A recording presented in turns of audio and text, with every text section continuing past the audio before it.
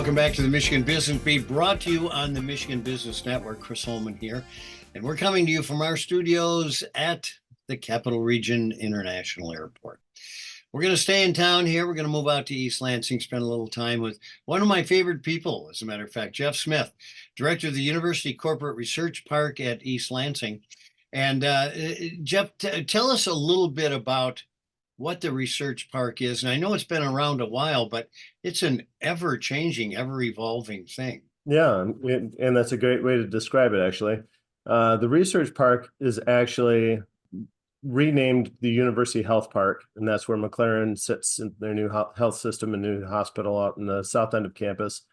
Research parks to us at the MSU Research Foundation is actually that and then some. So we have multiple buildings in multiple locations surrounding campus, strategically placed and aligned with the university, with the intention that we capture and support and build up the economy around the university, leveraging the partners and corporate innovation strategies and startups that are spinning in and out of the university. So it's really real estate, resources, equipment, and everything we can do to support these companies in their growth here.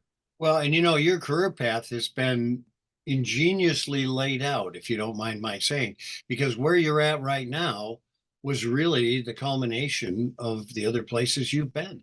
That has been. That's a very astute. I have made a lifetime of a career out of growing my next position. I've been involved in entrepreneurship and innovation for about 20 years, and it kind of stemmed from being a market analyst and identifying what competitive advantages communities have, and then exploiting them. And that really has been a missing piece in Lansing, in the Lansing region, for a long, long time, is the ability and the positioning of some of our economic bases and anchor institutions to exploit those opportunities. And I think we're doing that now. Well, and the other thing we were short of was like risk-based capital too, not the traditional. And of course, you were involved in helping to rectify that circumstance as well. Yeah, the MSU Research Foundation in general, we have venture creation, venture studio, venture funding, angel funding in some capacity or another, pre-seed funding. The Lansing region wasn't known for its risk capital at all. But there is a groundswell, and there is definitely an expanded resource system here now for investment. And so part of that was individuals like yourself going out on a limb early on and showing that this could actually work. And that fear of failure has led a lot of people astray, but the examples of success have brought them back. So we're really happy that there's been early risk takers in all of this. Well, I'm glad to know I took the bruises for something. Listen, you have been very involved in the Mars Tech Hub. Now those are all caps. That's not like you're planning something on Mars. Tell us about that and your involvement. Yeah, so it actually stands for Materials Advancement and Research Strategies, and it's a hub to bring a lot of the resources in the materials, advanced materials world together. And that isn't just in the Lansing region, but across the state. We look at the competitive strengths of the university and the regional partners. Suddenly, synthetic diamond and rare isotopes show up as really differentiators nationally. We applied and were successful in landing a strategic priorities grant. And this is a federally funded initiative to ensure and create some economic resilience for the national economy. And they picked, 10 key technology focus areas that they were really focused on. And we were advanced materials vertical from the very beginning.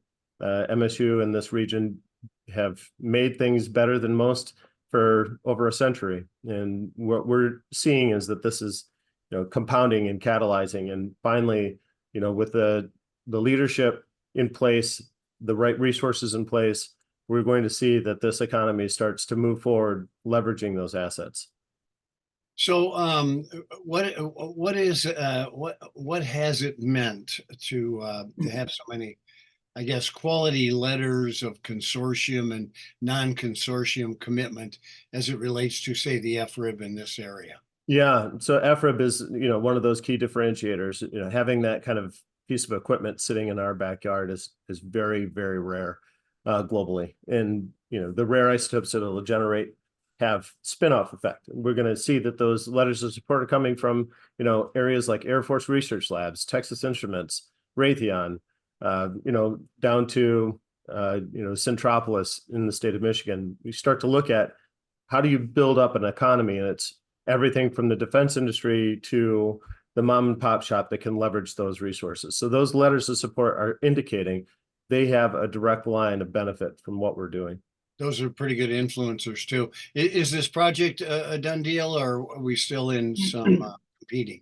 We're still competing. We're in the done deal stage of getting the grant implemented, and we are going to move forward with an economic development strategy, a community benefits plan, and a preliminary engineering report that'll show that we can do this here. Excellent.